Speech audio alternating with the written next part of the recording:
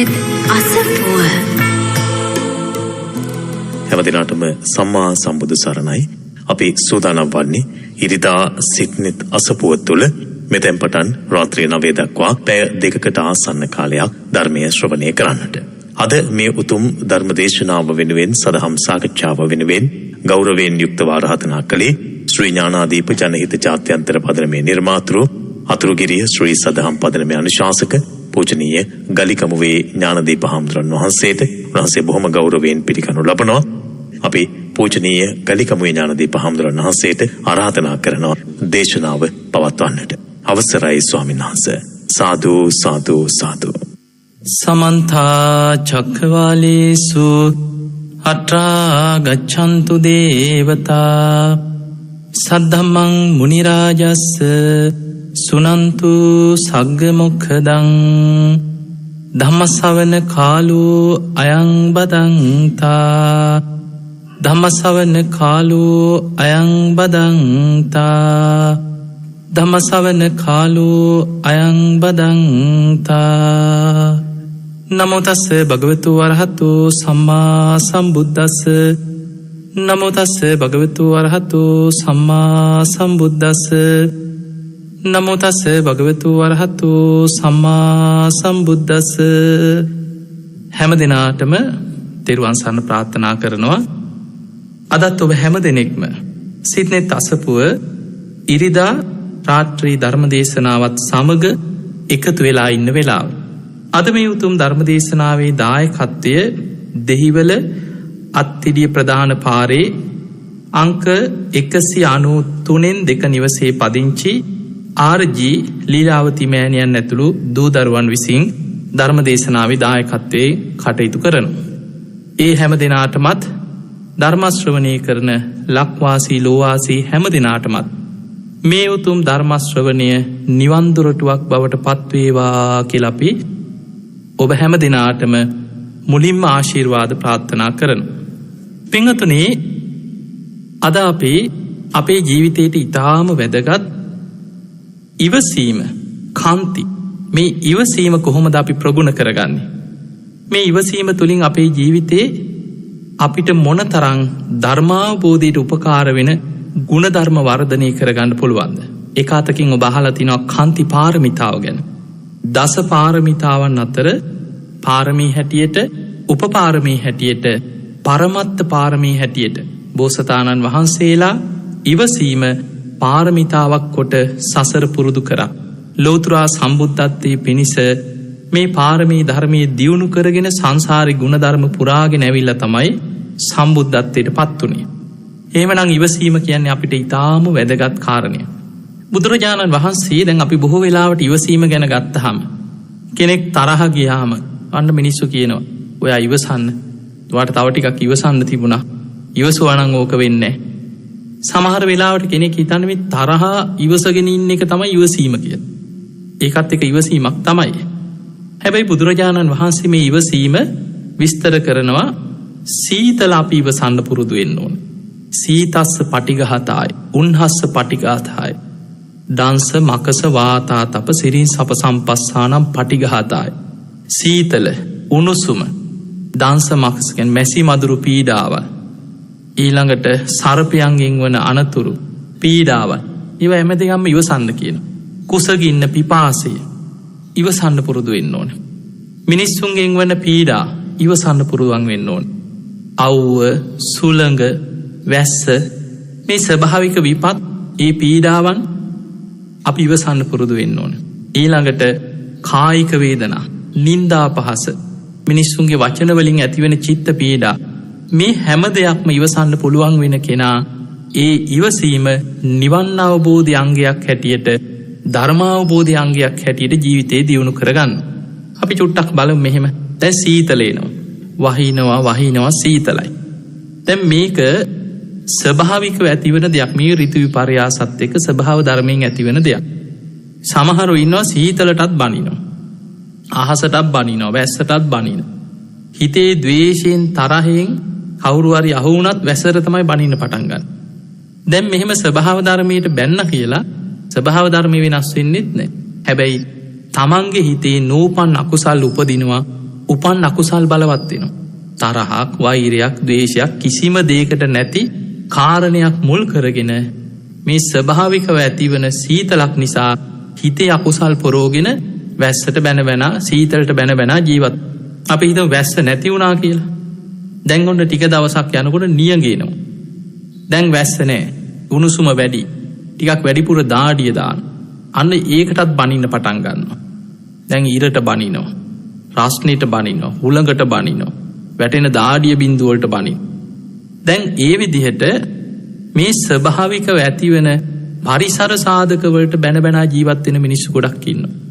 ඊළඟට බුදුරජාණන් වහන්සේ පෙන්නනවා බඩකින්න. මේක අපිට බැන්න කියලා නවත්තන්න පුළුවන් දෙයක් නෙමෙයි. සා පිපාසාව, කුසගිනි වේදනාව කියන එක දරා ගන්න අපහසු දෙයක්. හැබැයි ඉවසීමෙන් ඒකට මෝන දෙන කෙනා තමන්ගේ ජීවිතය තුළ යම් මට්ටමකට හරි මිනිස්සුන්ගෙන් උදව් උපකාර ලබනවා. දැන් අපි හිතමු සමහරු බඩකිනී කියලා හොරකම් කරන්න ගියොත් ගුටි බැට කාලා හිරේ ගිහිල්ලා මිනිස්සුන්ගෙන් බැනුම් අහලා නින්දා අපහාස විඳලා පවුල් පිටින් විනාශ වෙලා ජීවත්. අපි සාධාරණ හේතු හැටියට නිකන් සමාජය තුළ මිනිස්සු අනුකම්පා ලබන කාරණා තියෙනවා. බඩු මිල වැඩි, කන්න සල්ලි නැහැ, ළමයා අඬනවා කියලා කඩේකින් පිටි පැකට්ටයක් හොරකම් කරා කියලා හිතමු. දැන් බැලූ බැල්මට මේ අනුකම්පා සහගත බොහොම කාරුණික අනේ පව් මේ කන්න නැති නිසානේ, ළමයා අඬන නිසානේ පිටි පැකට් එක ගත්තේ. එහෙම හිතෙන්න පුළුවන් එක පැත්තකින්. හැබැයි ඒක හොරකමක්. සමහරලාවට දඬුවම් ලබන වරදක්. කෝ නීතියෙන් සමහරලාවට බේරුණත් මිනිස්සුන්ගෙන් ගුටි බැට කාලා හරි, අහුනොත් අඩේ මිනිස්සුන්ගෙන් හරි, ගමේ මිනිස්සුන්ගෙන් හරි තමන්ට පීඩා විඳින සිද්ධ වේ. එතකොට ඒ පිපාසී සාගින්න කුසගින්න ඒ තුල අපි ඉවසීමෙන් යුක්තව අපි නුවණින් සලකලා කටයුතු කරන්න පුළුවන්. බොහෝ වෙලාවට කෙනෙක්ගේ නැති බැරිකම අවංකව කියනකොට අනේ මෙන්න මෙහෙම තත්ත්වයක් තියෙන්නේ, මම මෙහෙම අසරණයි, දරුවට දෙන්න දෙයක්. හැබැයි මිනිස්සු උදව් උපකාර කරනවා. හැබැයි එහෙම නැතුව ඉවසීමක් නැතිකම නිසා තමන් ගන්න යම් යම් තීරණ සමහරුන්ට ප්‍රශ්න එනකොට හිතනවා දරුවත් මරාගෙන බිරිඳත් මරාගෙන මැරෙන්න ඕනේ. මැරුණාම ඔක්කොම හරියයි. අන්න බලන්න ඉවසීමක් නැතිකම තුල ගන්න තීරණ. සමහරු කෝච්චියට පනිනවා, පවුල් පිට. එක්කෝ ගඟේ පනිනවා, බෙල්ලි වැල දා ගන්නවා. මේ වගේ නොයෙක් විපත් තුල සමහරු හිතනවා එන ප්‍රශ්න බඩකින්න වෙන්න පුළුවන්, පිපාසය වෙන්න පුළුවන්, යම් කිසි එක්ක චිත්ත පීඩාවක් යම් ප්‍රශ්නයක් තුල ඉවසීමක් නැතිකම නිසා ගත්ත තීරණවල ප්‍රතිඵල. සමහරු ජීවිතය ආපස්සට බොහෝ පසුතැවෙනවා. අනේ එදා මං ඉවසුවා, එදා මං තව ටිකක් ඉවසලා මේ තීරණේ ගත්තේ නැත්නම් අද මං මේ වගේ දුකක් විඳින්නේ නැහැ. අද මගේ මුළු ජීවිතේම විනාශ වුණේ එදා මං ඉවසන් නැතුව ගත්ත තීරණ නිසා. එතකොට බලන්න ඔය වගේ ජීවිතේ කොච්චර ආපස්සට හිතලා පසුතැවෙන මිනිස්සු ඉන්නවද? ඒ නිසා අපි ජීවිතේ කුසගින්න ඉවසන්න පුළුවන් වෙන්න ඕනේ. සමහර වෙලාවට අපේ බුදුරජාණන් වහන්සේ පවා උන්වහන්සේ පිණ්ඩපාතේ වඩිනකොට දවසක් පාපී මාරයා ඒ ප්‍රදේශෙම ඉන්න මිනිස්සුන්ට ආවේශ වුණා. දැන් මේ තථාගත බුදු කෙනෙක් ලෝතුරා බුදුරජාණන් වහන්සේ නමක් පිණ්ඩපාතේ වඩිනවා. එක ගෙදරකින්වත් මිනිස්සේ දානි හැන්දක්වත් එදා පූජා කරේ නැහැ. බුදුරජාණන් වහන්සේ ඒ ශ්‍රමණ පුරුද්ද බුදුරජාණන් වහන්සේ සුද්ධෝදන රජතුමාට පවා පෙන්වුවා, රජතුමනි මේ බුද්ධ වංශචාරී පිණ්ඩපාතය. තථාගතයන් වහන්සේදා පිළිවෙලින් පිණ්ඩපාතේ වැඩම කරා. ඉරාවරට යනකොට ආපහු පාත්‍රය අරගෙන උන්වහන්සේ දානි ලැබුණා හෝ නොලැබුණා හෝ උන්වහන්සේ වඩිනවා. දැන් හිස් පාත්‍රය අරන් වඩිනවා. එහෙම වඩිනකොට පාපී මාරයා මගදී පෙනී හිටියා. පෙනී ඉඳලා ඇහුවා, ස්වාමීනි මොකද දානි ලැබුණාද අද? බුදුරජාණන් වහන්සේ වදාලා, පාපී මාරය දානි ලැබෙන්නේ කොහොමද? ඔබ දානි දෙන එක වැළැක්වුවානේ. ආ ස්වාමීනි එහෙමනම් ආයි වඩින්න කිව්වා. මං ආයි ඒක කරන්නේ නැහැ. ඔබ වහන්සේට දානි ටික ලැබෙයි. ආපහු වඩින්න කිව්වා. හැබැයි බුදුරජාණන් වහන්සේ පාපී මාරයට ප්‍රකාශ කරා, පාපී මාරය බුදුවරු ආපහු හැරෙන්නේ නැහැ කිව්වා. බුදු කෙනෙක් ආපස්සට හැරෙන්නේ අද දවසේ ප්‍රීති බක්කා භවිස්සාමි දේවානං ආබස්සර ලෝකේ දෙවියන් ප්‍රීති ආහාර කරගෙන වාසය කරන්නේ යම්සේද තථාගතයන් වහන්සේ දානේ නැති වුණත් निराහාර වුණත් සමාපත්තිස්වෙන් ඒ निराමිස ප්‍රීති ආහාර කරගෙන අද වැඩ ඉන්නවා. එදා බුදුරජාණන් වහන්සේ දානෙ නැතුව දවසම වැඩ හිටිය. එතකොට අපි දන්නවා මේ බුද්ධ ශාසනය තුළ බුදුරජාණන් වහන්සේ මුල් කාලේ පැවිදි වෙන්න එන භික්ෂූන් වහන්සේලා ඉන්නවා. දැන් අද වගේ අද නම් බොහෝ විහෙර විහාර බොහොම ධනවත් පන්සල් තියෙන්න පුළුවන්, ලොකු දායකයෝ උදව්පකාර කරන ලොකු ගොඩනැගිලි හදලා තියෙන්න පුළුවන්. ඊළඟට සමහර වෙලාවට හොඳට සිව්පසේ ටික බෙහෙත් ටික දානමාන වෑංජන වර්ග 10 15 බොහොම ප්‍රණීත විදිහට රාජ භෝජන වගේ භික්ෂුන් වහන්සේලාට දානි ලැබෙන තැන් තියෙනවා, නොලැබෙන තැනුත් තියෙනවා. එතකොට එදා බුදුරජාණන් වහන්සේගේ කාලේ සිවුරු උනත් හිඟයි, රෙදිත් හිඟයි. ඒ නිසා තමයි බොහෝ විසිකලා දාපු රෙදි කෑලි පාංශකුල රෙදි කෑලි හොයාගෙන ගිහිල්ලා පාංශකුල සිවුරකින් යපුණා. ඊළඟට බෙහෙත් හේත් අද වගේ මේ වෛද්‍ය තාක්ෂණයේ විශාල පෞද්ගලික රෝහල් ඊළඟට මේ වගේ උපකරණ වෛද්‍ය තාක්ෂණයක් නෙමෙයි එදා තිබුණේ. එදා බොහෝ වෙලාවට බෙහෙත් හැටියට යම් යම් ආයුර්වේද ක්‍රම, යම් කේම් ක්‍රම, යම් වෛද්‍යවරු ජීවක වගේ වෛද්‍යවරු ඉඳලා තියෙනවා. හැබැයි කෝකටත් තෛලය වගේ හැම ලෙඩකටම භාවිතා කරලා තියෙනවා පූති මුත්ත බේසජ්‍ය කියලා.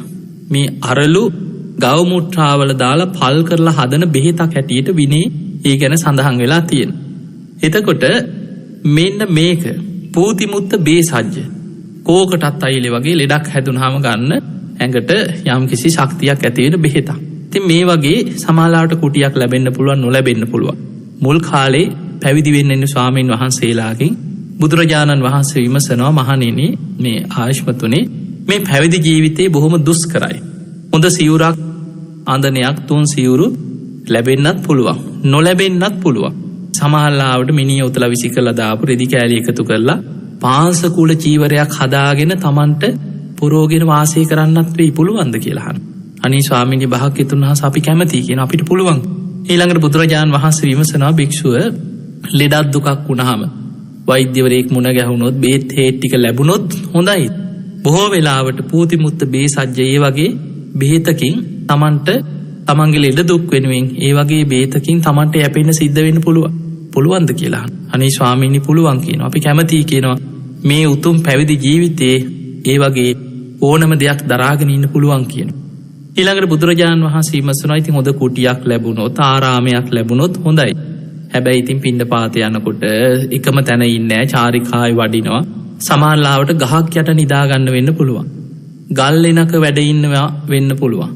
ජීවිත කාලෙම සමහර වෙලාවට ගල් ලෙනක, කැලේක, ගහක් යට එහෙම තැනක Tamanට පුංචි කුටියක මැසි මදුරු පීඩා ඇතුව ඉන්න වෙන්නත් පුළුවන්. කැමතිද කියලා අහනවා මේ පැවිදි. අනේ ස්වාමීනි භාග්‍යතුන් වහන්සේ අපි කැමතියි කියනවා. ඒත් කමක් නැහැ කියනවා. ඊළඟට බුදුරජාණන් වහන්සේ විමසනවා, ඉතින් සිවුරු, හොඳ සිවුරු ලැබුණොත් හොඳයි, නොලැබුණොත් හොඳයි. ඊළඟට දානමාන ගැනත් පෙන්නනවා. සමහරලාවට පිණ්ඩපාතේ ගියහම ප්‍රණීත විදියට දානෙ ලැබෙන්නත් පුළුවන්, නොලැබෙන්නත් පුළුවන්, දානෙ නැති වෙන්නත් පුළුවන්. ඉවසගෙන ඉන්න පුළුවන්ද කියලා අහනවා මේ පැවිදි ජීවිතය. අනේ ස්වාමීනි භාග්‍යතුන් වහන්සේ අපිට පුළුවන් කියනවා. කුසගිනි වේදනාව දරා ගන්න පුළුවන්. රළු දෙයක් වේවා, ගොරෝසු දෙයක් වේවා, ලැබෙන ඕනෑම දෙයකින් හිත හදාගෙන මේ පැවිදි ජීවිතයේ ගුණධර්ම පුරන්න අපි කැමතියි කියනවා. එතකොට ඔය විදිහට සිව්පසේ චීවර, පිණ්ඩපාත, සේනාසන, ගිලම්පස මේ සිව්පසෙන්ම ඇතිවන පීඩාවල් ඉවසන්න පුළුවන් වෙන්න ඕන. ඒක තමයි සාර්ථක පැවිදි ජීවිතයක දකින්න තියෙන ලක්ෂණ.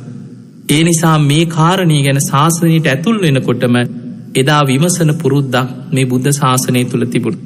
එතකොට බලන්න කෙනෙකුට ජීවිතේ සීතල වේවා, උණුසුම වේවා, බඩකින්න වේවා, පිපාසය වේවා, කෙනෙකුට මේවා දරා ගන්න පුළුවන් හැකියාවක් තියෙන්නට ඕන. ඊළඟට බුදුරජාණන් වහන්සේ වදාළ තිරිසන් සතුන්ගෙන් වන පීඩාවල් ඉවසන්න පුළුවන් වෙන්න ඕන. දැන් අපි හිතමු මේක සාමාන්‍ය මෙහෙම කියලා. සමහරු භාවනා කරන්න වාඩි වෙනවා, බල්ලෙක් බුරනවා. දැන් මොකද වෙන්නේ? බල්ලා බුරන්නේ වෙන දිහා. දැන් භාවනාව තියෙන්නේ බල්ලා ගැන තමයි. හිතෙන් බැන බැනා බල්ලාට බනිනවා, බල්ලාගේ අයිතිකාරයාට බනිනවා. ඊළඟට දැන් බල්ලාව පන්නන්න උපක්‍රම යොදනවා. අන්තිමට මේක හිතලා බල්ලා මරණ තැනට මනස නැඹුරු වෙන්නත් පුළුවන්. මට භාවනා කරගන්න බෑ මේ බල්ලා එක්ක කියලා. එතකොට අපිට පේනවා දැන් හිත ඉවසීමක් නැති කෙනාගේ හිත නොයේක් පාපී අකුසල් වලට නැඹුරු වෙන ආකාරය. සමහරු කැලේට යනවා භාවනා කරන්න. මේ භාවනා කරන්නේ මේ නාගරි සද්ද, මිනිසුන්ගෙන් කරදර, මේ ගෙවල් වල නම් ඉන්න බෑ කියලා කැලේට යනවා. හැබැයි කැලේට ගියාට පස්සේ ඊට අන්තයි. රැහැයියෝ කෑ ගහනවා. කනක් ඇහෙන්නේ නැහැ. ගිය වෙලේ ඉඳන් රැහැයියෝ කෑ ගහනවා. ඊළඟට ලේනු කෑ ගහනවා, තව සත්තු කෑ ගහනවා, අලි කෑ ගහනවා. ඊට පස්සේ මේ වගේ වන සතුන්ගෙන් වන පීඩා, රැට නරි කෑ ගහනවා. එතකොට සත්තු නොයෙක් විදියට කෑ ගහනවා, කුරුල්ලන්ගේ හඬ සද්ද. දැන් මේවත් එක්ක අර තිබ්බා වගේ 100,000 ගුණයක හඬවත් මහ වනාන්තරයේ තුල. ඊට පස්සේ විශාල බයක්, තැති ගැනීමක් ඇති වෙනවා.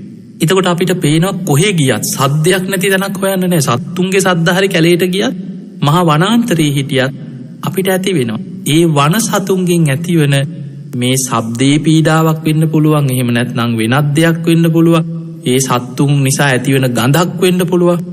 තමාරලාවට කැලේට ගියාට පස්සේ යම් යම් සත්තු නිසා ඇතිවන දුර්ගන්ධයක් පැතිරෙනවා.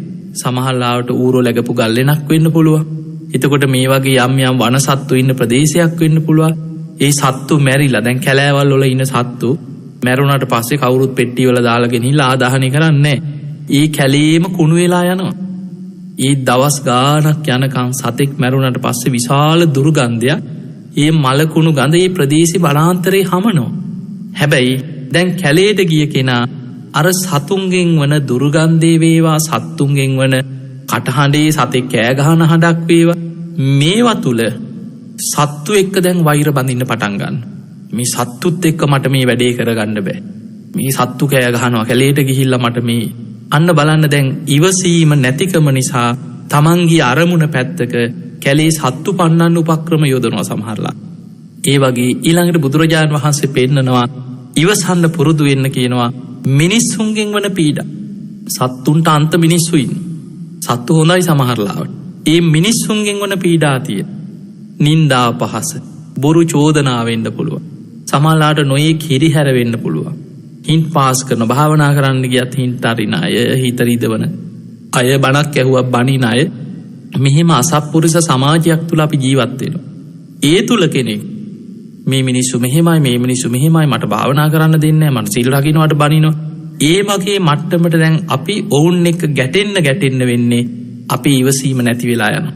ඒ තුල අපි තරහව, ද්වේෂය, වෛරය, එකිනෙක කිරීම, පලිගන්න හදන උපක්‍රම, මේවත් එක්ක දිගින් දිගටම පැටලිලා නිවන් මාර්ගයෙන් අපි බැහැර වෙනවා.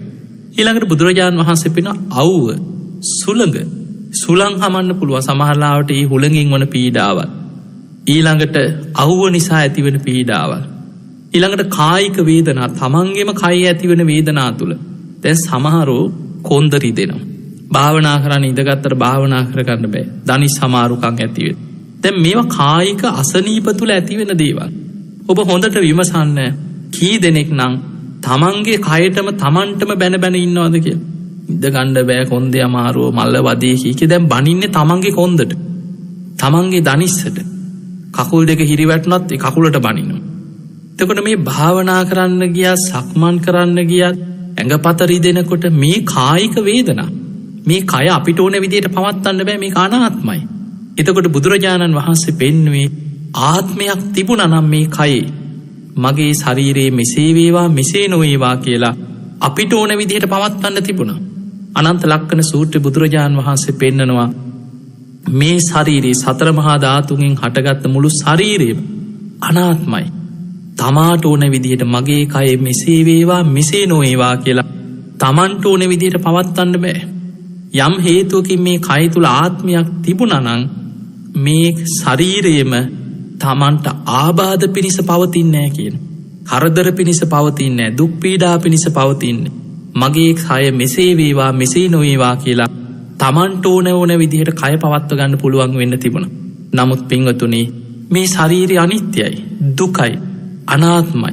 මේ රූපේවත් කෙස්වල ඉඳන් ගත්තොත් කෙස් ටික, රෝම කූප, නියපොතු, දත්, සම්මස්, නහර, ඇට මිදුළු, වකුගඩු, හදවත, අක්මාව මේ විදිහට ගත්තාම මේ පඨවි ධාතු කොටස්, ආපෝ, තේජෝ, වායෝ කියන සතර මහා ධාතුම දිහා බලාගෙන ගියත් තමන්ට ඕන විදිහට පවත්වන්න පුළුවන් කිසිම දෙයක් මේ ශරීරේ පවතින්නේ නැහැ. ඒ නිසා ඒ තුල අනිත්‍ය වූ, දුක්ඛ වූ, අනාත්ම වූ සතර මහා ධාතුන්ගෙන් හටගත්ත කයක් නිසා උපදින වේදනා ඉවසන්න. ඒක තමයි කායික වේදනා ඉවසන්න පුරුදු වෙන්නට ඕන. දැන් බලන්න සමහර ලාවට ස්පිරිතාලව වේදනාව ඇති වෙනවා. සමහරලාට වෛද්‍යවරු ප්‍රතිකාර කරන්න ගියාම තමාලට තුවාලයක් සුද්ධ කරා වෙන්න පුළුවන්. ඊළඟට තුවාලයකට බෙහෙත් දාන්න ගියා වෙන්න පුළුවන්. එක් ඔපරේෂන් එකක් කරන්න ගියා වෙන්න පුළුවන්. යම් පරීක්ෂණයකට ගියා වෙන්න පුළුවන්. ඒ වෛද්‍යවරයා ඒ දේ කරනකොට ඒ ඇතිවන වේදනාව තුළ සමහර වෙලාවට දොස්තර එක්ක වෛර බදිනා ඉන්නේ. සමහරු කියන ඕම නෙමෙයි අර අසවල් තැනට ගියා නම් ඒ වෛද්‍යවරයා මගේ මෙහෙම ඔපරේෂන් එකක් කරා මට දැනුනේවත් නෑ පහෝදාම ආව ටිකට් කපලා එව්. අන්න එහෙම කියපු ගමන් ඒකට අපිට හම්බෙච්ච වෛද්‍යවරයා කියලා අන්න දැන් වෛද්‍යවරයා ගැන කේන්තියක් ඇති වෙනවා. මට මෙහෙම කරා තාමත් රිදෙනවා කියලා දැන් වෛද්‍යවරයා ගැන කේන්ති ගන්න. එතකොට මේ වගේ අපිට ඇතිවන කායික වේදනා තුළ ඔබ දැකලා ඇති සමහරු මරණ මංචකී දොස්තරලාට බනිනවා වෛද්‍යවරුන්ට බනිනවා කෑ ගහනවා හූ තියනවා දෙවනක් කරනවා සමහරු මැරෙන්න පණ යනකොට කෝ අහගෙන ඉන්න බැරි බොහොම නපුරු දරුණු වචනත් එක්ක තමයි තමන්ගේ ජීවිතයේ සමන්ගේම ශරීරයට බැනගන්න. එහෙම බැනගෙන කෑ ගහලා තුනුරුවන්ටත් බැනලා අවසානයේ තමන් කරපු පින් දහම් වල විපාකයක්වත් බලවත් කරගන්න බැරුව කුසල් බලවත් කරගෙන මැරිලා යනවා. එතකොට අපිට පේනවා මේ කායිකව ඇතිවන වේදනාවක් ඉවසන්න බැරිවීම. ඒ නිසා බොහෝ වෙලාවට ඉවසීම කියන දේ බුදුරජාණන් වහන්සේගේ කාලේ ලෙඩෙක් බලන්න ගියත් දැන් බලන්න ඔබ අහලා ඇති අනාථපිණ්ඩික වාද සූත්‍රය. අනාථපිණ්ඩික සිටුතුමා මරණාසන්න වෙච්ච වෙලාවේ ආරිපුත්ත හාමුදුරුවෝ ආනන්ද හාමුදුරුවෝ තමයි සිටු මැදුරට වැඩම කරේ. දැන් සිටුතුමා බොහොම අසාධ්‍ය වේදනාවෙන් ඉන්නවා. පේනවා මරණාසන්න මොහොත සිටුතුමාට විශාල වේදනාවක් දැනුණා කියනවා. ඉතින් සාරිපුත්ත හාමුදුරුවෝ ආඩි වෙලා ඉස්සල්ලාම අහන්නේ කච්චිතේ කමනියන් ඔබට ඉවසන්න පුළුවන්ද? කච්චි යාපනියන් ඔබට දරා ගන්න පුළුවන්ද? කච්චි දුක්ඛා වේදනානෝ අභික්ඛමන්තිනෝ පටික්ඛමන්ති. මේ කායිකව ඇතිවන ඔබේ දුක් වේදනා එන්නෙන් අඩු වෙනවද වැඩි වෙනවද සිටුතුමනි කියලා ඇහුවා. එතකොට අපිට පේනවා මේ කායික වේදනා ගැන ඔබට ඉවසන්න පුළුවන්ද? ඔබට දරා ගන්න පුළුවන්ද මේ වේදනාව? මේ වේදනාව එන්නෙන් අඩුවීමක්ද තියෙන්නේ වැඩිවීමක්? එහෙම අහනකොට සිටුතුමා දැන් බලන්න සෝවාන් වෙච්ච කෙනෙක්. සිටුතුමා කියනවා අනේ ස්වාමීනි මගේ ඔළුව වටේට කඹයක් වෙලලා. තා ශක්තිමත් කෙනෙක් කිටි කිටි ගාලා හිර කරනවා වගේ අදිමාත්‍ර වේදනාවක් දැනෙනවා. හිස් මුදුන උල් පිහියකින් ඇනලා ඔළුව පලනවා වගේ වේදනාවක් උපදින. හැබැයි ඒක සිටුතුමා ඒ වේදනාව ඉවසගෙන දරාගෙන ඒ තුලත් ධර්මයේ සිහි කරන්න පුළුවන්. අන්න ධර්මයේ දන්න කෙනාට වේදනානුපස්සනාව කියලා වේදනාව තුල හිත පිහිටවන භාවනාවක් බුදුරජාණන් වහන්සේ උගන්වනවා. ඊළඟට සිටුතුමා කියනවා ස්වාමීනි මගේ බඩවැල් මස් කපන පිහියකින් තීරු කපනවා වගේ අදිමාත්‍ර වේදනාවක් කුස ඇතුලෙන් බඩවැල් වලින් මතුවෙනවා. ඊළඟට කියනවා 4 දිනක් මාව උස්සන් ගිහිල්ලා ගිනි අඟුරු වලකට දාලා මාව පුච්චනවා වගේ මගේ ඇඟම දනවා ස්වාමීනි. දැන් බලන්න ওই වේදනාවල් ටික ගැන. හැබැයි සිටුතුමා දේශනාවේ කොහෙවත් නෑ කෑ ගහලා හූ තියලා මට මෙහෙමයි ඉන්න බැරියෝ මාව බේරගනි. එහෙම නෙමෙයි සිටුතුමා හොඳ සිහියෙන් වේදනාව මැඩගෙන වේදනාව දරාගෙන වේදනාව තුල හිත පිහිටවගෙන හොඳ සිහියෙන් ඒවට උත්තර දුන්නා විතරක් නෙමෙයි එදා සාරිපුත්ත මහරහතන් වහන්සේ බොහොම ගාම්භීර දේශනාවක් කරා. අරතරම් මරණ මංචකේ වේදනාවෙන් ඉන්න කෙනෙකුට රහතන් වහන්සේ නමකගේ විඥානයක් පිහිටන ආකාරය ගැන ගැඹුරු දේශනාවක් කරා. සිටුතුමා වැදගෙන මේ දේශනාව සම්පූර්ණයෙන්ම හිත පිහිටවාගෙන අහගෙන හිටියා. එතකොට අපිට පේනවා කොච්චර කායික වේදනාවක් තුල වුණත් හිත ධර්මයට නැඹුරු කරන්න පුළුවන් ඉවසීම තියෙන කෙනෙකුට. වේදනාව දරා ගන්න පුළුවන් කෙනෙක්. දැන් අපි හිතමු එහෙම නැති කෙනෙකුට ඉවසීමක් ප්‍රගුණ කරලා නැහැ. කායික වේදනා ඉවස ගන්න දන්නේ නැහැ. හිත භාවනාවක තැම්පත් නැහැ. වේදනාවක් ආපු ගමන් හිත කලබලයි දුවනවා. එහෙම හිත විසිරිච්ච කෙනෙකුට කවුරු හරි බණ කියන්න ගියොත් ඒ බණ කියන්න ගිය කෙනාටත් සමහරවල් බනින්න පුළුවන්. මේ මට මෙච්චර ඉවස ගන්න බැරි වෙලා මෙතන එනවා බණ කියන්න කියලා. අර බණ කියන්න ආපු කෙනත් බැනුම් අහගෙන යන්න පුළුවන්.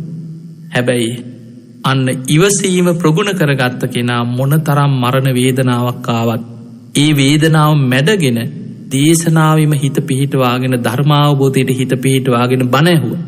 එතකොට අපිට පේනවා කායික වේදනා ඉවසන්න පුළුවන් වෙන්න ඕන. ඊළඟට බුදුරජාණන් වහන්සේ මේ කාන්ති ඉවසීමේ පාරමිතා විස්තර කරනවා. කායික විතරක් නෙමෙයි. වැඩිපුරම මිනිස්සුන්ට වේදනාව උපදින්නවා මනස මුල් කරගෙන හිතේ ඇතිවන වේදනාවක්. ඒවා දරාගන්න පුළුවන් වෙන්නට ඕනේ. චිත්ත පීඩා, හිතේ වේදනා මේවා දරාගන්න බැරි වෙනකොට තමයි මිනිස්සු එක්ක පිස්සු හැදෙනවා. එක්කෝ සියදිවි හානි කරගන්න පටන් ගන්නවා. එක්කෝ මරාගෙන මැරෙන්න හිතනවා. තමන්ගේ ජීවිතේ විනාශ කරගන්න හිතනවා. මම මැරුණත් කමක් නැහැ, මං අපායේ ගියත් කමක් නැහැ, මං හිරේ ගියත් කමක් නැහැ කියන තැනට තමන්ගේ ජීවිතේ විනාශ වුණත් කමක් නැහැ කියලා යම් යම් දරුණු තීරණ අරගෙන තමන්ගේ මෙලොව පරලොව දෙකම විනාශ කරගන්න. ඇයි? තමන්ට ඉවසීමක් නැතිකම. නින්දා අපහාස ඉවසන්න පුළුවන් වෙන්න ඕන. ඒව බොරු චෝදනා වෙන්න පුළුවන්. මිනිස්සු නින්දා කරනකොට කරුණු එකතු කරලා, ගොනු කරලා, හදලා, මවලා ඇත්ත වගේ තමයි චෝදනාවක් කරන්නේ. හැබැයි තමන්ට ඒක අදාළ නැත්නම් ඒක මට අදාළ නැහැ, මම මොකටද ඒක ගණන් ගන්න? අන්නේ මට්ටමට hina වෙලා සතුටින් ඒක තමන්ට නෙවෙයි වගේ ඉවස ගන්න දක්ෂ වෙන්නට ඕන. පින්වතුනි, අපේ බුදුරජාණන් වහන්සේ දවසක් ආනන්ද හාමුදුරුවෝ සමග පාරක් දිගේ වැඩම කරන චාරිකාවේ වඩින්. මේක තියෙන බ්‍රහ්මජාල සූත්‍ර දීඝනිකායේ. එදා තථාගත බුදුරජාණන් වහන්සේ වඩින පාරෙම එහා පැත්තෙන් බමුණෙකුයි ගෝලයෙකුයි දෙන්නෙක් යනවා. ඊට සමාන්තර සමගාමීව යන දිශාවටම යනවා. හැබැයි ඒ යන ගමන් බමුණා බුදුරජාණන් වහන්සේට ඇහෙන විදිහට බැන බැනා, නින්දා කර කර, චෝදනා කර කර බුදුරජාණන් වහන්සේට බොහොම පහත් විදිහට බැන බැනා යනවා. ඊට පිටිපස්සෙන් යන ගෝලයා ගුරුවරයටත් කියනවා, බුදුරජාණන් වහන්සේටත් ඇහෙන්න කියනවා, අනේ නෑ ඔය උන්වහන්සේ මහා ගුණවන්ත කෙනෙක්. තථාගත බුදුරජාණන් වහන්සේ නමක්ලු. උන්වහන්සේගේ ශාන්ත ඉරියව් බලන්න, උන්වහන්සේ කොච්චර ප්‍රසන්නද, උන්වහන්සේ කොච්චර ගුණයහපත්ද. එහෙම කියන්න එපා කිය දැන් ගෝලයා කරන්නේ බුදුහාමුදුරන්ගේ ගුණ කියනවා. බුදුරජාණන් වහන්සේ මේ දෙකම ප්‍රතිචාරයක් දක්වන්නේ නැතුව උන්වහන්සේ වඩින ගමන බොහෝම ඉවසීමෙන්, කරුණාවෙන් උන්වහන්සේ මෛත්‍රී සහගතව මහා කරුණාවෙන් උන්වහන්සේ වැඩම කරා. එදා හවස විවේකීව වැඩ ඉන්නකොට ආනන්ද හාමුදුරුවෝ දැන් මේක අහගෙන ගිහිල්ලා උන්වහන්සේ බුදුරජාණන් වහන්සේ විවේකීව වැඩ ඉන්න වෙලාව බලලා ඇවිල්ලා වන්දනා කළා. එකත් පසකින් වාඩි වුණා. වාඩි වෙලා හො ස්වාමීනි භාග්‍යතුන් වහන්සේ, අද අපි මේ පාරේ වඩිනකොට මගදී මුණ ගැහිච්ච අර බ්‍රාහ්මණයා තථාගතයන් වහන්සේට බොහොම නපුරු විදිහට නින්දා අපහාස කර කරම ආවා. ඒ තථාගතයන් වහන්සේකට ප්‍රතිචාරයක් දැක්ුවේ නැහැ කියෝ. ඒ බමුණගේ ගෝලයා තථාගතයන් වහන්සේගේ ගුණ කිය ප්‍රශංසා කර කරම ආවා.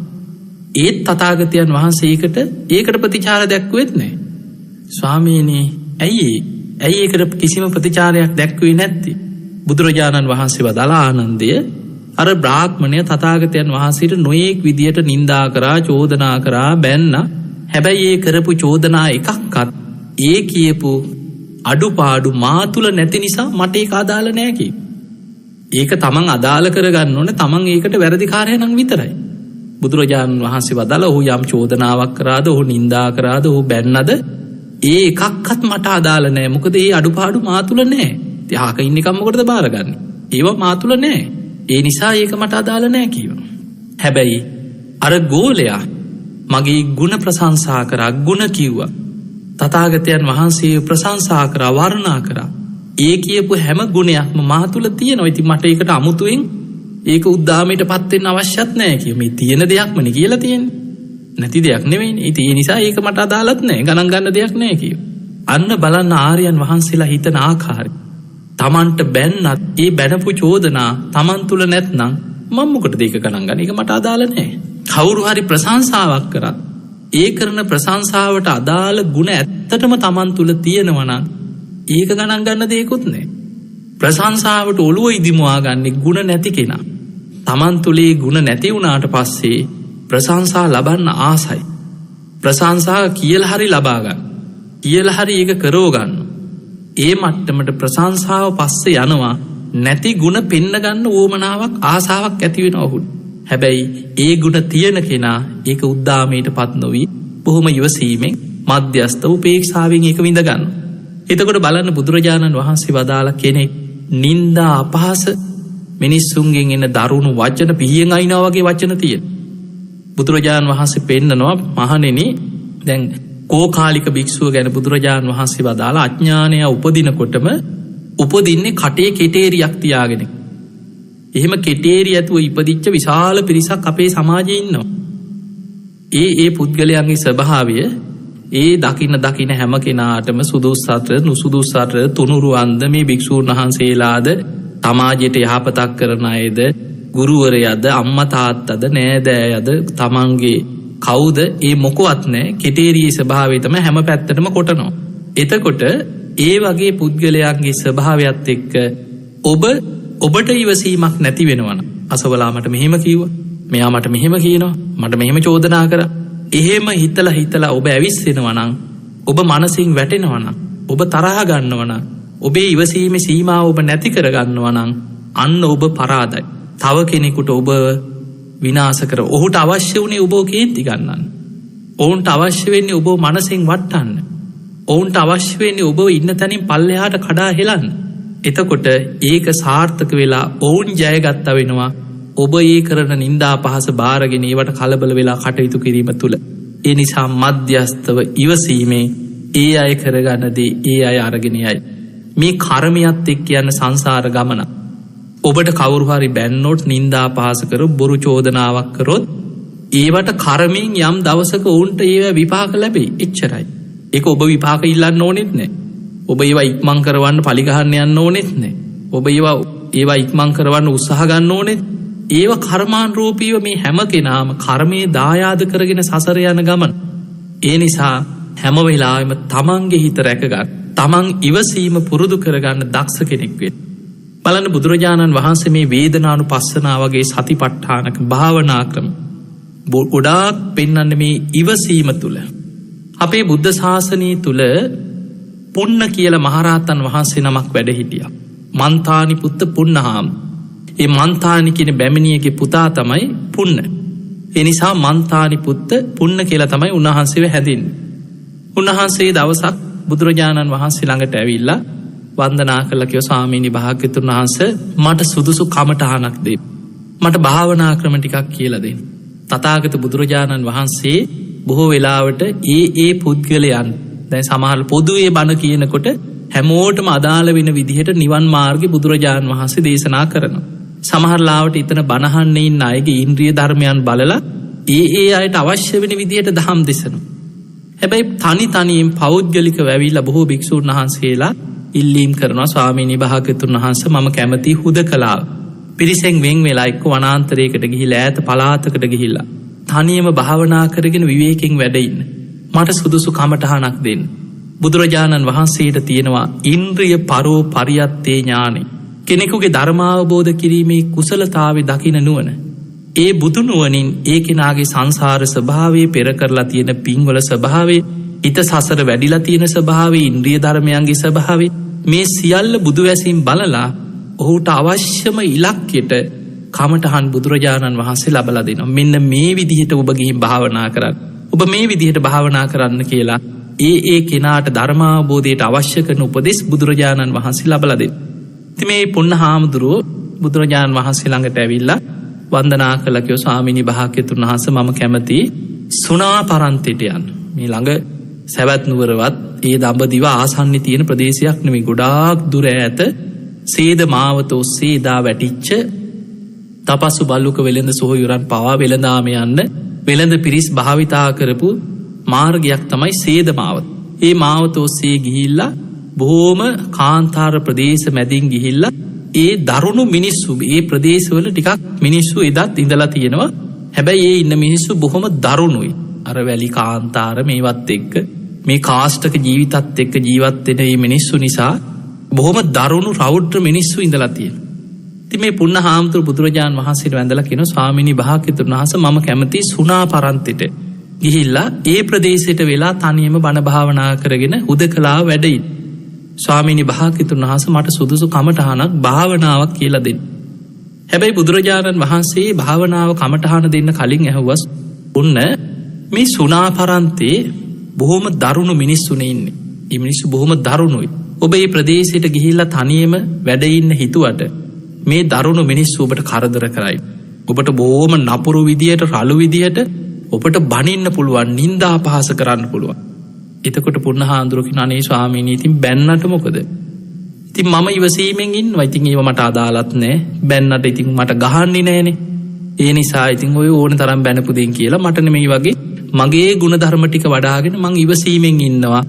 ඊ බැන්නට මොකද? අනේ මට ගහන්නේ නෑනේ. ඒ නිසා කොච්චර හොඳද කියලා මං ඉවසලා ඉන්නවා කි. අන්න බලන්න ඉවසීම. එතකොට බුදුරජාණන් වහන්සේ වදාළ පුන්න බැරි වෙලාවත් ඔය මිනිස්සු බැනලා නතර වෙන්නේ නැතු ඔබට අල්ලගෙන ගැහුවොත් තින් පයින් ගැහුවොත් එහෙම අල්ලගෙන ස්වාමීනි භාග්‍යතුන් වහන්සේ එහෙම වුණොත් බැරි වෙලාවත් එතකොට මං හිතනවා කීවා අනේ මේ මිනිස්සු කොච්චර හොඳ ඉතින් අතින් පයින් ගැහුවට මට දඬු මුගුරු වලින් පොළු වලින් ගල් වලින් මට ගහන්න නැහැනේ. ඒ නිසා කොච්චර හොඳද කියලා ඒකත් ගුණයක් හැටියටම හිතලා මගේ හිත රැකගෙන මං ඉවසීමෙන්ම ගුණධර්ම ටික වඩනවා. බුදුරජාණන් වහන්සේ වදාලා පුන්න බැරි වෙලාවත් ওই මිනිස්සු අතින් පයින් ගහලා නවත්තන්න නැතුව ඔය කියපු විදිහට ගල් වලින් පොළු වලින් දඬු මුගුරු වලින් මේවෙන් ගැහුවොත් ඔබට ස්වාමීනි භාග්‍යතුන් වහන්සේ බැරි වෙලාවත් එහෙම වුණා කියලා හිතමු. ඒ මිනිස්සු මට ගල් වලින් පොළු වලින් දඬු මුගුරු වලින් ගැහුවොත් එතකොට මම මෙහෙම හිතනවා. අනේ මේ මිනිස්සු කොච්චර හොඳද මට ඉතින් ওই පොළු වලින් ගල් වලින් ගැහුවට අවියායුධ වලින් මට ගහන්න නැහැනේ. මට ඉතින් ওই දරුණු පිහි වලින් කඩු වලින් අවියායුධ වලින් ගහන්න නැහැනේ. ඒ නිසා ඒකත් ගුණයක් හැටියට හිතලා මම ඉවසීමෙන්ම ධර්ම මාර්ගේ වඩා ගන්නවා. එතකොට බුදුරජාණන් වහන්සේ වදාළ පුන්න ওই මිනිස්සු බොහොම දරුණුයි. ඔය කියපු විදිහට කඩු වලිනුත් ගැහුවොත් ආයුධ වලින් තියුණු ආයුධ වලින් ඔබට ගැහුවොත් එතකොට මොකද කරන්නේ? ස්වාමීනි භාග්‍යතුන් වහන්සේ බැරි වෙලාවත් එහෙම වුණොත් මම මෙහෙමත් හිතනවා. ඉතින් ඔය පිහියකින් ගැහුවට කඩුවකින් ගැහුවට ආයුධයකින් ගහලා ගියාට මේ මිනිස්සු මාව මරන්නේ නෑනේ කියලා පණ ටික තියෙනවනම් මං එහෙම හිතලා තා මාව මැරුවේ නෑනේ. ඒ අතින් මේ මිනිස්සු කොච්චර හොඳද කියලා මං එහෙම හිතාගෙන මං ඉවසීමෙන්ම ධර්ම මාර්ගේ වඩනවා. බලන්න ඉවසීම කියන එක මොන තරම් දියුණු කර යුතු දෙයක්. එතකොට බුදුරජාණන් වහන්සේ වදාලා පුන්න ඔය මිනිස්සු බැරි වෙලාවත් ඔබ මැරුවොත් මරන්නම මැරෙන විදිහටම පහර දීලා ඔබ මරණයට පත් කරොත් එතකොට ඔබ කොහොමද හිත රැකගන්නේ? ස්වාමීනි භාග්‍යතුන් වහන්සේ එතකොට මම මෙහෙම හිතනවා කීවා. අනේ මේ මිනිස්සු කොච්චරනම් හොඳද? මේ දෙතිස් කුණප කොටස් වලින් යුක්ත නවදුරකින් අසූචි වැగిරෙන කුණු ශරීරයක් දරාගෙන ජීවත් වීම මට මහවදයක්. මේ කුණු කයක් අරගෙන කුණු ගොඩක් අරගෙන එහාට මෙහාට යන එකත් මට වදයක්. මේ කුණු ශරීරය අතහැරලා අනේ මට මේ කය අතහැරලා නිවන කරා යන්න මේ මිනිස්සු මට උපකාරයක් නේද මේ කරන්න කියලා මම ඒ වෙලාවේ හිත රැකගෙන අනිත්‍ය මෙනෙහි කරමින් වේදනානුපස්සනාව වඩමින් ධර්මාවබෝධයටම හිත පිහිටවාගෙන ඒකට මුහුණ දෙනවා. බුදුරජාණන් වහන්සේ 3 වතාවක් බුදුමුවින් සාදුකාර දුන්නා. සාදු සාදු සාදු පුන්න ඔබමයි කීව සුදුසු සුණා පරන්තයට යන්න. ඔබේ ප්‍රදේශයට යන්න කීවා. බුදුරජාණන් වහන්සේ සාදුකාර දීලා පුන්න හාමුදුරුවන්ට භාවනා කමටහන් රැසක් කියලා දුන්නා. පුන්න ඔබ මේ විදිහට ගිහිල්ලා ඒ ප්‍රදේශයට ගිහිල්ලා භාවනා කරන්න. පුන්න මහරහතන් වහන්සේ උන්වහන්සේ වෙනකොට රහත් වෙලා හිටියේ නෑ. උන්වහන්සේ මේ සුණා පරන්තයට ගිහිල්ලා බොහෝ දුරක් ගෙවාගෙන ওই සුණා පරන්ත අද ඔය සෞදිය අරාබිය කියලා හඳුන්වන්නේ සුණා පරන්තිද. මේ සුණා පරන්තයට ගිහිල්ලා උන්වහන්සේ වැඩ හිටියා. හැබැයි එදා උන්වහන්සේගේ ඉවසීම නිසා උන්වහන්සේ ගියාට පස්සේ අර නපුරු මිනිස්සු බනින්න නින්දා කරන්න උන්වහන්සේට හිරිහැර කරන්න මුලදී උත්සාහ කරා. අවසානයේ උන්වහන්සේ තුල තිබ්බ ඉවසීම නිසාම මේ බොහෝ පිරිසක් උන්වහන්සේ ගැන පැහැදිලා පැවිදි වුණා. 500ක් දෙනා උන්වහන්සේට බැනලා හිරිහැර කළා මුලදී නින්දා අපහාස කරලා කරදර කරන්න ආපු පිරිස හිත පහදවාගෙන 500ක් මේ පුණහාමුදුරුවෝ ළඟ පැවිදි වෙලා උන්වහන්සේගෙන් සීල ගුණ දහම් ඉගෙනගෙන බණ භාවනා කරලා 500ක් දෙනා රහත් වුණා. මේ පුන්න හාමුදුරුවොත් වීරියෙන් භාවනා කළා සුණා පරන්තෙදිම සියලු කෙලෙසුන්ගෙන් මිදිලා උතුම් වූ අරහත්ත්වයට පත් වුණා. එතකොට අපිට පේනවා එදා උන්වහන්සේ මේ සුණා පරන්තේ මකුලව කියන ඒ ප්‍රදේශේ මක්කම කියලා විහාරයක වැඩ හිටියා කියලා අටුවාවල දේශනාවල තියෙනවා. එතකොට අපිට පේනවා මේ සිදුවීම් දිහා බලනකොට ඉවසීම කියන එක මොනතරම් පුදුම විදිහට පුරුදු කරපු ඉවසීමක් මේ ධර්ම මාර්ගය යන කෙනෙක් ඇති කරගන්න ඕනේ. සමහරු කියනවානේ අපේ කටු පනිනවා කියලා. ඉවසීමේ කට්ට පැන්නා කියනවා. ඒ පැනලා පස්සේ ආයෙ කියනවා අනේ තව ටිකක් ඉවසුවා නම් මට මේ අනතුරු වෙන්නේ. එදා මං තව චුට්ටක් ඉවසුවා නම් මම මේ තරම් අමාරුවක වැටෙන්නේ නැහැ. ආපස්සට තමන්ගේ ජීවිතයට පසුතැවෙනවා. බලන්න බුදුරජාණන් වහන්සේ ඉවසීමේ සීමාව පෙන්නපු තැනක් තියෙනවා. මේක තියෙන්නේ කතචූපම සූත්‍රයේ. බුදුරජාණන් වහන්සේ වදාලා මහණෙනි කෙනෙක් ඔබ අල්ලගෙන ගිහිල්ලා ඔබ අද නම් දකින්න නෑ ඒ විදිහට ලීරනවා. ඉස්සර කඳන් ඉස්සර දොරවල් වලට උළුහව් වලට ලී බඩු වලට ගස් ඔබට මතක ඇති ඔබේ පුංචි කාලේ මේ වගේ යන්ත්‍ර සූත්‍ර නෑ සමහරවට අලි ඇත්තු ගෙනල්ලා තමයි ගස් පෙරලන්නේ. පෙරලලා ඒ කඳන් කපලා තුලව්වම මේව ඇදගෙන ඇවිල්ලා මඩුව වගේ හදලා අර ඇත්තුන් ලව්වම මේ කඳන් උස්සලා ඒවා උඩින් තියලා මැස්සේ තියලා දිග කියත් වලින් ලී ඉරනවා. ඔහොම තමයි ඉස්සර ලී ඉරුවේ. ඔය විදිහට බුදුරජාණන් වහන්සේ වදාළ මහණෙනි ඔබව කවුරු හරි පිරිසක් අල්ලගෙන ගිහිල්ලා ඒ වගේ මැස්සක තියලා ලීරන මැස්සක බැඳලා ඔබේ අතපය කපනවා. ඔබේ අර කියත් වලින් දෙපැත්තට ඇදලා ඔබේ අත කපලා වෙන් කරනවා. කකුල් කපනවා. අතපය කපන්න සූදානම් වෙනවා. මහණෙනි එතකොට ඔබට කේන්තියක් තරහක් වෛරයක් ඇති වෙන්න පුළුවන්. මුම් මාව අල්ලගෙන මගේ අත කපනවා නේද? මේක මගේ අනිත් අතත් කපනවා නේද? මෝ මගේ කකුලත් කපන්නද හදන්නේ? එහෙම කේන්තියක් හිතට ඇති වුණොත් ඒ මොහොතේම හිතන්න කියනවා මගේ හිතට ද්වේෂයක් ඇති වුණා. අනේ මට බුදුරජාණන් වහන්සේගේ ඒ අනුශාසනාව තුළ පිහිටන්න බැරි වුණා නේද කියලා තමන් ගැනම පසුතැවෙන්න කියනවා. තමන්ගේ අතපය කපන වෙලාවේ හරි ඒ කපන පුද්ගලයන් ගැන තරහක් වෛරයක් ද්වේෂයක් බලවත් වෙලා හිත අකුසලයකට වැටුනොත් ඉක්මනට තමන් ගැන පසුතැවිලා මට මේ මොහොතේ මගේ හිත ද්වේෂයෙන් යටපත් වුණා. මගේ හිතට තරහක් ඇති වුණා. මගේ හිතට වෛරයක් ඇති වුණා මේ අතපය කපන අය ගැන. මට බුදුරජාණන් වහන්සේගේ අනුශාසනාව තුළ ඉවසීම තුළ පිහිට ගන්න බැරි වුණා නේද කියලා තමන් ගැනම කලකිරිලා ඉවසීම හිත පිහිටවාගෙන රැකගන්න. ආයි තවත් ඔතනින් එහා ඉවසීමක් ගැන කතා කරන්න පුළුවන්කමක් නැහැ. එතකොට අපිට පේනවා ඒ වගේ වෙලාවකත් හිත රැකගෙන ඉවසීමම පුරුදු කරන්න කියනවා. එහෙමනම් අපිට පේනවා ඉවසීමේ සීමාවල් අපිට කටු තියෙන තැන් අපිට ලකුණු කරගන්න බෑ. ඒ නිසා මරණ මංචකේ දක්වාම තමන්ගේ ඉවසීම රැකගත්ත කෙනා තමයි තමන්ගේ හිත ජයගන්නේ. ඒ නිසා ඉවසීම කියන එක පුරුදු කළ යුතු දෙයක්. ඔබ අහලා ඇති ශාන්තිවාදී තාපසය. එදා අපේ බෝසතාණන් වහන්සේ සසර පාරමී පුරාගෙන එනකොට ශාන්තිවාදී තාපසය හැටියට ඉපදුනා. මේ දේශනාව ඔබ අහලා ඇති. ඔබ මෙනෙහි කරගන්න මේ ශාන්තිවාදී තාපසය හැටියට ඉපදිච්ච වෙලාවේ එදා කලාබු රජ්ජුරුව කියලා රජෙක් හිටියා. දුෂ්ට රජෙක්. මේ දුෂ්ට රජා බේබදුකමට පුරුදු වෙච්ච බේබද්දෙක්. මේ රජ්ජුරුව හැමදාම බීලා මත් වෙලා ඇවිල්ලා බොහෝ වැරදි තීරණ තීන්දුව ගන්න. මිනිස්සුන්ට නිවැරදි කාර්යයන්ට දඬුවම් කරනවා. ඒ වගේ බොහෝ වැරදි කටයුතු වල යෙදෙනවා අසහියෙන් ඉන්න බේබදු රජෙක්. දවසක් මේ රජ්ජුරුව ওই ශාන්තිවාදී තාපසයාගේ ඉවසීම ගැන එදා ඉවසීමම පුරුදු කර කර මෛත්‍රිය වඩාගෙන කරුණා මුදිතා උපේක්ඛා වඩාගෙන අපේ බෝසතාණන් වහන්සේ මේ රාජ්‍යයේ බොහෝම තාපස වේසෙන් තවුස් ජීවිතයක් ගත කරපු ආත්මයක්. ශාන්තිවාදී තාපසය. එදා මේ රජ්ජුරුවන්ට මේ කතාව මෙහෙම තාපසයෙක් ඉන්නවා ඉවසනවා ඉවසීම ප්‍රගුණ කරනවා. එදා බීලා වෙරි වෙලා මත්වෙච්ච රජ්ජුරුවෝ මේ තාපසයා ගැන වදකයන්ට අණ කරා අර ශාන්තිවාදී කියන තාපසයාගේ ඉවසීම අද අපි පරීක්ෂාවක් කරන්න ඕනේ. ගිහිල්ලා ඇදගෙන වරයෝ කියෝ. අර රාජබටයෝ ගිහිල්ලා තාපසයාව ඇදගෙන කුදලගෙන ආවා. දැන් මේ කිසි වැරැද්දක් කරලා මොනවත් කිසිම හේතුවක් නිසා නෙමෙයි ඉවසීම පරීක්ෂා කරා. ඊළඟ රජ්ජුරුවට ඉදිරිපත් කරලා රජතුමනි මෙන්න. රජ්ජුරුව ඇහුවා ඇත්තද මේ ඔබ ඉවසනවා කියලා. අනේ රජතුමනි මම මෛත්‍රිය වඩනවා කරුණා මුදිතා උපේක්ඛා වඩනවා. මං ඉවසීම ප්‍රගුණ කරන්න හිත වඩන කෙනෙක්. ආයෙනම් බලමු කිව්වා. කස පහරවල් 100ක් ගහන්න.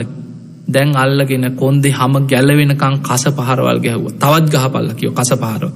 1000ක් විතර කස පහර ගහලා බිම වැටුණට පස්සේ රජ්ජුරුව ඇවිල්ලා කොන්ද පාගල අර තුවාල වෙච්ච කස ගහලා තුවාල වෙච්ච ලී ගලන කොන්ද පාගල හැවුවත් දැන් කොහොමද ඔබ ඉවසී? තාමත් ඉවසනවද ඇහුවා. අනේ රජතුමා සුවපත් වේවා. මේ මට කස පහර ගහපු අය සුවපත් වේවා. මේ හැමෝම සුවපත් වේවා. රජ්ජුරුවන්ට පුදුම කේන්තියක් ඇති වුණා. වදකයන්ට කිව්වා මේක අල්ලගෙන අතක් කපන්න කිව්වා. අර කිසිම වරදක් නොකරපු ශාන්තිවාදී තාපසය අල්ලගෙන අතක් කැපුවා. පණ පිටින්ම අතක් කපලා වෙන් කරා. අත කපපු තැන ලී ගලනවා. රජ්ජුරුව ඇවිල්ලා එතන පෑගුවා. පාගල හැවුවා දැන් කියාපන් කිය ඔබ ඉවසීම. තවත් ඔබ ඉවසනවාද ඇහුවා. අනේ රජතුමා සුවපත් වේවා. මේ මගේ අත කපපු අය සුවපත් වේවා කියනකොටම අනිත් අතත් කපන්න කියලා අණ කරා. ඊළඟ අතත් කපලා වෙන් කරා. දැන් අත් දෙකම කපලා ලේ ගලනවා. ලේ ගොඩේ වැතිරිලා මෛත්‍රියම වඩනවා. මෛත්‍රී ධානයෙම හිත පිහිටවාගෙන ඉවසීමම ප්‍රගුණ කරගෙන හිත වඩනවා. ඒ වෙලාවේ රජ්ජුරුවෝ අනිත් කකුලත් කපන්න කිව්වා. එක කකුලක් කැපුවා. දැන් අත් දෙකත් කපලා කකුලකුත් කපලා. දැන් ඇවිල්ලා ආයෙමත් ඒ තුවාල පාගල ඇහුවා. දැන් කියාපන්. තාමත් උඹ ඉවසනවත්. අනේ රජ්ජුරුවෝ සූපත් ඒ වගේ කපන්න කිව්වා ඊළඟ අත් කකුලත්. දැන් ඔන්න අත් දෙකත් කපලා කකුල් දෙකත් කපලා ලේ ගලනවා. ලේ ගොඩේ වැතිරිලා මරණාසන්න මොහොතේ අන්තිම හුස්ම හෙලන්න පණ අදින කොටත් මෛත්‍රියම වඩනවා. රජ්ජුරුවෝ ඇවිල්ලා පපුව පෑගුවා. පාගල ඇහුවා තාමත් උඹට ඉවසීම තියනවද? අනේ රජතුමා සුවපත් කතා කරගන්නත් බෑ පණ අදිමින් අර ලේ ගොඩේ වැතිරිලා රජ්ජුරුවෝ සුවපත් වේවා. මේ ඉවසීමෙන් මට මතු ලෞතුරා බුද්ධත්වයේම ලැබේවා කියනකොට අර කේන්තිගේ රජ්ජුරුවෝ උලක් අරගෙන යන්න පපුවට. ඒ වෙලාවෙම මෛත්‍රී සිතම රැකගෙන ඉවසීමෙන් මරණයට පත් වෙලා බඹලෝ පහළ වුණා. බ්‍රහ්ම දේවතාවෙක් කියලා බඹලෝ පහළ වුණා. එතකොට අපිට පේනවා මොනතරම් ඉවසීමක් අපේ බෝසතාණන් වහන්සේ සංසාරේ පුරුදු කරා. මේ ඉවසීම කියන එක බෝධිසත්වයන් වහන්සේලා පාරමී හැටියට ඊළඟට උපපාරමී කියන්නේ තමන්ගේ ශරීර අවයවයක් නැති කරත් කවුරු හරි කියන අත කපනවා. ඒත් ඉවසන. කකුලක් කැපනවා. එක්කෝ අතපය ශරීර අවයවයකට හානියක් කරත් ඉවසීම නැති කරගන්නේ නැහැ. කවුරු හරි කියන උඹ මරනවා. ඒත් නවත්තන්න. ජීවිතේ නැති වුණත් මම ඉවසීම නම් නැති කරගන්නේ නැහැ කියලා තමන්ගේ හිත රැක ගන්නවා. ඒකට කියන්නේ පරමත්ත පාරමිතා. ජීවිත පරිත්‍යාගයෙන් ඉවසනවා. මේ පාරමී අතර කාන්ති පාරමිතාව පාරමී හැටියට, උපපාරමී හැටියට, පරමත්ත පාරමී හැටියට දියුණු කළ යුතු දෙයක් හැටියට බුදුරජාණන් වහන්සේ පෙන්නනවා. ඒ නිසා අපේ ජීවිතවල ඔබ බොහෝ වෙලාවට බලන්න ඔබේ පවුල් අතර ප්‍රශ්න ඇති වුණා නම් ඉවසීමක් නැතිකම නිසාමයි. ඔබේ දරුවෝ අතර, දෙමව්පියෝ දරුවෝ අතර, සහෝදර සහෝදරියන් අතර, පවුල් ජීවිත ගත කරන අය අතර ප්‍රශ්න ඇති වෙලා අඩදබර ඇති කරගෙන සමහරලාට මාස ගණන් කතා කරන්න එක ගෙදර බත් මුට්ටි දෙක තුනයි දෙනවා. මේ විදිහට ජීවිතයේ ප්‍රශ්න ගැටලු පීඩා පිට මේවා තුවාල පාරනවා වගේ සිහි කර කර අසවලා මට මෙහෙම කරා මට මුන් මෙහෙම කිව්වා මම මෙච්චර කරලා මට මෙහෙම කරා. ඒවා හිත පලිගන්න හිත තරහෙන් වෛරයෙන් ද්වේෂයෙන් කටයුතු කරනවා නම් අර ඉවසීමක් නැතිකම නිසාමයි පවුල් ප්‍රශ්න ඇති කරගන්න. රැකියා කරන තැන්වල ඔබ ප්‍රශ්න ඇති කරගත්තන. ඔබ සමහරවිට පාරේ තොටේ බස් එකේ යන්න ගිහිලා ප්‍රශ්න ඇති කරගත්තා. සමහර ඇඟේ ගෑවුනත් ඇති සමහරු මරා ගන්න යන්නේ. කකුල පෑගුණත් ගහ ගන්න රණ්ඩු වෙන අර දහස් ගාණක් මැද තැන නොතැන දන්නේ නැහැ. බස් වල බැන ගන්නවා, ගහ ගන්නවා, බෑග් වලින් ගහ ගන්නවා, කුඩ වලින් ගහ ගන්නවා, කෙස්වලු පටල ගන්නවා. එතකොට අපිට පේනවා මේ මිනිස්සු ඉවසීමක් නැතිකම නිසාම කොච්චරනම් තැන නොතැන නැතුව තමන් අපහසුතාවයට පත් වෙනවා. ඒ නිසා සමාජයේ ඉවසීම කියන එක ඔබ උත්සාහයෙන් වීර්යයෙන් මේවා ඉබේ වැඩෙන්නේ නැහැ. ඔබේ කොණ්ඩේ නම් වැවෙනවා ඉබේ. නියපොතු වැවෙනවා. හැබැයි ඉවසීම, කරුණාව, මෛත්‍රිය, සද්ධාව, සිල්වත්කම ඒවා ඉබේ වැඩෙන ඒවා නෙමෙයි. ඔබ උත්සාහයෙන් වීර්යයෙන් ඉවසීම කියන එක ඔබ දියුණු කළ යුතු දෙයක්. ප්‍රගුණ කළ යුතු දෙයක්. ඔබ තුල ඇති කරගත යුතු දෙයක්. ඉතින් මේ ගුණධර්ම ඇති කරගන්න ඔබ විශාල උත්සාහයක් වීර්යයක් ගන්න. එහෙම නැත්නම් ඔබ දවසින් දවස ඔබේ ජීවිතේ අගාධයේ පැත්තට වැටෙනවා. අපායගාමී පැත්තට ජීවිතේ නැඹුරු වෙනවා. බුදුරජාණන් වහන්සේ පෙන්නලා දුන්නේ අපේ ජීවිතේ හරියට සතර අපායටම නැඹුරු වෙයි. අපායේ මහගෙදර කරගත්ත ජීවිතයක්. සිතුවිලි ගලාගෙන ඉන්නේ අපායගාමී සිතුවිලි. ඒ තුල අපිට සාධාරණත්වයේ දැන් ඔබ ලෝකෙ දිහා බලන්න. අපිට කවදාවත් අපි මේ ජීවත් වෙන ලෝකේ කිසිම තැනක සාධාරණත්වයක්, යුක්තිය, වචන, ඒවා ලස්සන වචන, ඒවා කතාවට තියෙන ලස්සන වචන මිසක් සමාජය තුලින් ඔබ ඔබේ යුක්තිය, සාධාරණත්වය, ඒ සමානාත්මතාවය අරයට එහෙමනම් ඇයි අපිට මෙහෙම මේ එකක් වෙන්න ඕන, හැමෝටම එක විදිහට තියෙන්න ඕන, නීති එකක් වෙන්න ඕන. ඒවා අපේ වචන. හැබැයි සමාජය තුල මිනිස්සු නොයේක් අසාධාරණකම් වලට ලක් වෙනවා. මිනිස්සු බොහෝ වෙලාවට නිවැරදිකාරය වැරදිකාරය වෙන. වැරදිකාරය නිවැරදිකාරය වෙලා එලියට යන. මේක තමයි සමාජ ස්වභාවය. සමහරට හොඳ කරන මනුස්සයටම කරදරේන. මිනිස්සු කියනවා ඇයි මේ හොඳට ඉන්න අපිටම ප්‍රශ්න. හොඳට ජීවත් වෙන කෙනා සමහර නොයේ කරදර බාධාවලට ප්‍රශ්නවලට ලක් වෙනවා. ඒවත් සංසාරේ තම තමන් රැස් කරගත්ත කර්මවල ස්වභාවයක්. ඒවා තමන් කරා එනවා. බුදුරජාණන් වහන්සේ අවස්ථාවක පෙන්නනවා මේ අකුසලයේ තියෙන බලවත්කම. සමහර බලවත් අකුසල් කරපු කෙනා උපදින්නෙම දුප්පත් තැනක. උපදින්නෙම බොහොම බලයක් නැති, හැකියාවක් නැති අසරණ තැනක. ඒ අසරණ තැනක ඉපදිලා අසරණකම නිසා සමහර වෙලාවට අර වගේ කන්න නැතුව මොනවා හරි පොඩි දෙයක් හොරකම් කරන්න ගිහලා හිරේ යනවා. අසරණකම නිසා. ඒකත් අර පෙර කරපු අකුසලයේ තියෙන ලක්ෂණය. ඒක ඉක්මනින් විපාක දෙනවා. සමහරලාවට අසරණකම නිසාම තමන් පුංචි දේටත් වැරදිකාරය වෙන්න පුළුවන්. එක්ක සමහරු වැරදි කරලා මේ අසරණයව පාවල දෙනවා. අසරණයෙක් ඉදිරිපත් කරනවා. ඔබ මේක බාරගනින්, ඔබ කරා කියලා කියපන් නැත්නම් ඔබ මරනවා. අන්න ඒ විදිහට අහිංසකයෙක් බය කරලා නිවැරදිකාරයෙක් වැරදිකාරයෙක් හැටියට ඉදිරිපත් කරලා බේරෙනවා කෙනෙක්. ඒ වගේ අර අසරණ මිනිස්සයා පෙර අකුසල විපාකයකින් දුප්පත් වෙලා ඉපදුණා. අසරණ වෙලා ඉපදුණා. ඔහුම ඒ සමාජයේ තුලිනුත් ඔහු පීඩාවට පත් වෙනවා. ඔහු සමහර වෙලාවට පීඩාව විඳිනවා. දැන් ඉදිරියේ ගමු අපි සාමාන්‍යයෙන් අහිංසක මෝටර් සයිකලයක් පදවන කෙනෙකුට ඊළඟ ට්‍රීවිල් එක මහා කෝටිපතිව ට්‍රීවිල් වල යන්නේ. මෝටර් සයිකල් වල කෝටිපති යන්නේ නැහැ. මැටි ඇමතිරු ට්‍රීවිල් වල නිකන් විවෘත කරන දවසක නැගලා ඇති මක් හරි. ඒ ඇරෙන්න ඒ අයට ඉදිරියේ 25000 දඩ කාගෙන යන්න වෙනවා. හැබැයි සුපිරි වාහනවල යන මැටි ඇමතිවරු ඉරි කපාගෙන hina වෙයිගෙන පොලිසියට ලයිට් ගහගෙන බොහොම සැපසේ පාරවල් වල රජවරු වගේ එහා මෙහා යයි. ඔබට ඉවසගෙන ඉන්න වෙනවා. ඒක තමයි සමාජ ස්වභාවය. ඔබට ඉවසීමෙන් ඒවා දරාගෙන ඔබට ඉන්න සිද්ධ වෙනවා. ඒක ලෝකයේ මේ යන ස්වභාවය. හැබැයි සමහර උපදිනා පෙර පින නිසා ඔවුන් උපදිනවා බොහොම ධනවත් තැන්වල. පෙර පින නිසා ඔවුන් බොහොම බලවත් තැන්වල උපදිනවා. ඒ පෙර පිනෙන් බලවත් තැන්වල ඉපදිලා ඔවුන් ඒ පින තුල පිහිටලා විශාල අකුසල් කරලා ඒකෙන් බේරෙන ක්‍රමත් හොයාගන්නවා. ඔවුන් ඊය මගහැරලා යනවා. හැබැයි ඒවා විපාක මෙලව පිනෙන් බේරුණත් සසර අරගෙන යනවා. මේ ජීවිතේ මග හරිනවා. කෝටි ප්‍රකෝටි ගණන් හොරකම් කරන හොරු බේරෙනවා. රුපියල් 50 100 ගත්ත මිනිස්සයා හිරේ යනවා. ඒක ලෝකේ මේ යන ක්‍රමයක් එක්ක කර්ම විපාක දෙන ස්වභාවයත් එක්ක කර්මයක් එක්ක සිද්ධ වෙන්න පුළුවන් දේවල්. ඒ නිසා පින්වතුනි, ඉවසීම කියන එක සසර පුරුදු කරගන්න. ඉවසීම කියන එක ඔබේ ජීවිතේ පුරුද්දක් කරගන්න. අන්න එතකොට ඔබට පුළුවන් ඔබේ ගුණධර්ම ටික රැකගෙන කවදාවත් සාධාරණයක් යුක්තියක් ලෝකෙන් ඔබ බලාපොරොත්තු වෙන්න එපා. ඔබ ඔබේ හිත රැකගන්න. දැන් බලන්න ශාන්තිවාදී තාපසයට වෙච්චදී. ඉවසන්න ගිහිල්ලා තමන්ගේ ජීවිතේ කොච්චර දුක් ගැහැට විඳලා ඒත් හිත රැකගත්ත නිසා තමන්ගේ නිවන් මාර්ගය ගියා. ඊළඟට ඔබ අහලා ඇති සේරි වාණිජ කතාව. එදා අපේ බෝසතාණන් වහන්සේ සාධාරණ වෙළඳාමක් කරේ. නමුත් අසාධාරණ වෙළෙන්ද තමයි රන්තැලියට වෛර බැන්දේ. එතකොට ඒ වගේ ඔබ සාධාරණව ජීවත් වෙනකොට අසාධාරණෙන් ඉන්න අය වෛර කරන්න පුළුවන්.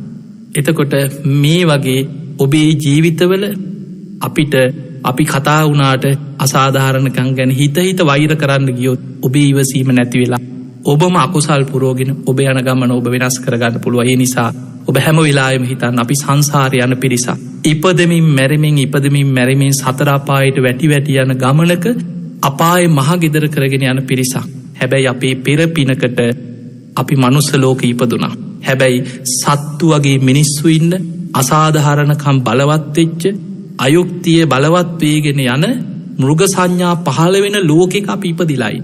ඒක ඔබ හොඳට තේරුම් අරගෙන ඔබ ඔබේ හිත රැකගන්න. ඔබට ලැබිච්ච මනුස්ස ජීවිතේ ඔබ විනාශ කරගන්න නැතුව ඉවසීමෙන් ඔබේ හිත රැකගෙන සිල් රකින්න, සද්ධාව දියුණු කරන්න, හොඳට පින් දහම් කරගන්න, ගුණ ධර්ම ටික රැස් කරගෙන ඔබ නිවන කරා යන්න උත්සාහයක් ගන්න. ඔබ හැම දිනාටම මේ ලැබිච්ච මනුස්ස ජීවිතය තුළ සද්ධා, සීල, සුත, ත්‍යාග, ප්‍රඥා ආදී ගුණ ධර්ම දියුණු කරගෙන ඉවසීමම පාරමිතාවක් හැටියට දියුණු කරගෙන ලෞකිකව ඇතිවන ප්‍රශ්න, පෞල් ප්‍රශ්න, රටේ ඇතිවන ප්‍රශ්න, රැකියා කරන තැන්වල ප්‍රශ්න, මේ හැම ප්‍රශ්නයක්ම ඔබට විසඳගෙන බොහොම සතුටින් ඔබට නිවන කරා යන්න පුළුවන් ඉවසීම ප්‍රගුණ කරගත්තොත්. ඒ පිණිස ඔබ හැම දෙනාටම ශක්තිය ධෛර්යය වාසනාවම සැලසේවා කියලා අපි ඔබ හැම දෙනාටම ආශිර්වාද ප්‍රාර්ථනා කරනවා. එමනම් පිංගතුනේ අද ධර්ම දේශනාවෙන් ධර්ම ශ්‍රවණයෙන් අපි රැස් කරගත්ත සියලු දෙවියෝ සාදුකාර දිදී අනුමෝදන් වෙත්වා. දෙවියන්ගේ දිව්‍ය අසයිසුරු වර්ධනය කරගෙන සියලු දෙවියෝ වහවහා සසර දුකින් අත මිදේවා, උතුම් නිවනටම පත්වේවා කියලා සාදු කියලා දෙවියන්ට පින්දේ. ඒ වගේම අද මේ උතුම් ධර්ම දේශනාවේ දායකත්වය බාරගෙන කටයුතු කරන්නේ අංක 193 2 නිවසේ දෙහිවල අත්තිඩිය ප්‍රධාන පාරේ පදිංචි RG ලීලාවති මෑණියන් ඇතුළු දූ දරු පිරිස තමයි අද මේ උතුම් ධර්ම දේශනාවේ දායකත්වය දරන්නේ. මේ පිංගතුන්ගේ අරමුණු අතර සඳහන් වෙනවා 2016 11 වෙනි මාසේ 28 වෙනි දින 47 වෙනි උපන්දිනයේ සමරන එංගලන්තයේ පදිංචි සමන් ප්‍රියන්ත කුලසිංහ පුතණුවන්. ඒ වගේ මේ සොහොයුරාට නිදුක් නිරෝගී සම්පන්නිය තුන්වන්ගේ ආශිර්වාද රැකවරණේ දීර්ඝායු සම්පන්නියම සැලසේවා කියන උතුම් ආශිර්වාද ප්‍රාර්ථනය. ඒ වගේ මීට වසර 8කට පෙර පරලෝ සැපත් සිරිසේන කුලසිංහ දයාබර ස්වාමියාට පින් අනුමෝදන් කිරීමත්, මාස 6කට පෙර පරලෝ සැපත් චන්ද්‍රානි කුලසිංහ සහ වසර 18කට පෙර පරලෝ සැපත් ධම්මිකා දමයන්ති කුලසිංහ ආදරණීය දියණියන් ඇතුළු ඒ පවුලේ වර්ග පරම්පරාගත ඥාති හිත මිත්‍රාදී මිය පරලොව ගිය සියලු දෙනා සිහිපත් කළ පින් අනුමෝදන් කිරීම ආරමුණ. ඉතින් ඒ නම් සඳහන් කරපු ඥාතීන් වගේම ධර්ම ශ්‍රවණය කරපු ඔබ හැම දෙනා නමින් මිය පරලොව ගිය සියලු ඥාතීනුත් සාදුකාර දිදී මේ පින් අනුමෝදන් වෙත්වා. ඒ ඥාතීන්ගේ පරලොව ජීවිත සැපවත් වේවා, සුවපත් වේවා, වහවහා සසර දුකින් අත මිදේවා කියලා සාදු කියලා පින් දෙමු. ඒ වගේම සුජීවත්ව ඉන්න මේ පවුලේ හැම දෙනාටමත් net කාර්ය මණ්ඩලයේ සියලු දෙනාටමත් ධර්ම ශ්‍රවණය කර ලක්වාසී ලෝවාසී හැම දෙනාටමත් RG ලීලාවති මෑණියන්ගේ පවුලේ හැම දෙනාටමත් සුජීවත්ව ඉන්නේ මෑණියන් ඇතුළු ඒ සියලු දෙනාටමත් ගරු දේශකයන්න් වහන්සේට මහා සංඝරත්නයට ආශිර්වාද කිරීමත් ඒ පින්වතුන්ගේ අරමුණ. ඉතින් මේ හැම දෙනාම නිදුක් වේවා, නිරෝගී වේවා, සුවපත් වේවා. හැම දිනාටම උතුම් වූ ධර්මාවබෝධයේ පිණිසම මේ සියලු පින උපකාර වේවා වේවා වේවා කියලා අපි ආශිර්වාද කරනවා. ආකාසට්ඨා ච බුම්මට්ඨා දේවා නාග මහිද්దికා පුඤ්ඤන්තං අනුමෝදිත්වා චිරන් රක්ඛන්තු ලෝක සාසනං. ආකාසට්ඨා ච බුම්මට්ඨා දේවා නාග මහිද්దికා පුඤ්ඤන්තං අනුමෝදිත්වා චිරන් රක්ඛන්තු දේශනං. ආකාසට්ඨා ච බුම්මට්ඨා දේවා නාග මහිද්దికා පුඤ්ඤන්තං අනුමෝදිත්වා චිරන් රක්ඛන්තු ත්වං සදා. හැම දිනාටම සම්මා සම්බුදු සරණයි. සාදු සාදු සාදු. හොඳයි, එහෙමනම් අද ඉරිදා සිත්නෙත් අසපුවේ පළමු පැය නිමාවට පත් කර අප සූදානම් වන්නේ ඊළඟ පැය තුල සාකච්ඡාව ආරම්භ කරන්නට. ඒ අසුරේ ධර්මදේශනාව ඇසුරේ ගොඩ නැගුණු ප්‍රශ්න සාකච්ඡා කරන්නට ඒ අපේක්ෂාව ඇතුව ඔබ රැඳී සිටින්න සිත්නෙත් අසපුව වැඩසටහන සමග ධර්මානුශාසනාව පැවැත්වූ පූජනීය කලිකමේ ඥානදීප හාමුදුරන් වහන්සේට අපි නිදුක් නිරෝගී චිරජීවනයේ ප්‍රාර්ථනා කරමින් කෙටි විරාමයක් ලබා ගන්නයින් පසුව රාත්‍රී 9 දක්වා සිත්නෙත් අසපුව ධර්ම සාකච්ඡාව සමගින් සම්බන්ධ වී ධර්ම ශ්‍රවණය ඇති කරගන්න ඔබට හැකියාවක් තිබෙනවා. රැඳී සිටින්න අපි විරාමයකට යමු වෙනවා.